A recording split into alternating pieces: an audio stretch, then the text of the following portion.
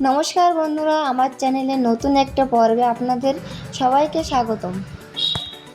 একদমই নতুনভাবে বানানো মোচার একটি নতুন মুখরোচক রেসিপি আজকে আমি আপনাদের সাথে শেয়ার করব, যেটা বিকালের স্ন্যাক্স বা ভাত বা ডালের সাথে খেতে খুবই ভালো লাগে।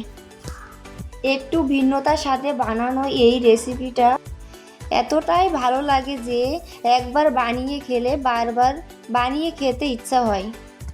এই রেসিপিটার নাম হলো মোচার বড়া বা মোচার পাকোড়া। তাহলে চলুন রেসিপিটা শুরু করা যাক। এখানে আমি একটা মোচা পরিষ্কার করে কেটে ধুয়ে সেদ্ধ করে নিয়েছি। এখানে আমি দুটো পেঁয়াজ কুচি, একটা রসুন কুচি, 5 থেকে 6টা কাঁচা লঙ্কা কুচি, স্বাদ অনুসারে লবণ আর 1 চামচ হলুদ গুঁড়ো দিয়ে ভালো করে মিশিয়ে নেব। এটাকে ভালো করে মাখা হয়ে গেছে। এবার দিয়ে দেব আধা কাপ বেসন আর আধা কাপ চালের গুঁড়া। এবার ভালো করে মেখে মিশ্রণটাকে তৈরি করে নেব।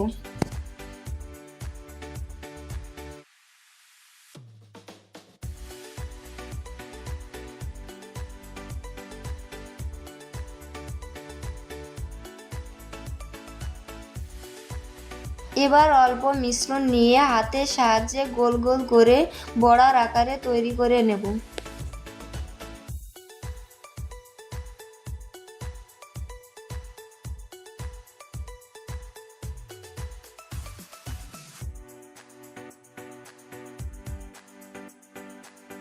ঠিক এভাবে সবগুলো বড়া তৈরি করে নেব।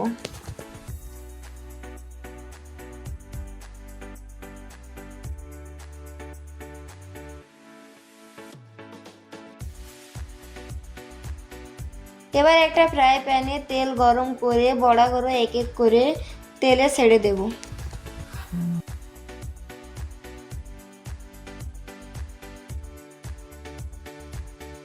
বড়াগুলো ভাজার সময় অবশ্যই খেয়াল রাখতে হবে চুলার আঁচটা যেন মিডিয়াম হিটে থাকে। যদি মিডিয়াম হিটে না থাকে তাহলে বড়াগুলো উপর থেকে পুড়ে যাবে আর ভিতর থেকে কাঁচা থেকে যাবে। বড়াগুলোকে এপিট ওপিট করে উল্টে দিয়ে ভালো করে ভেজে নেব।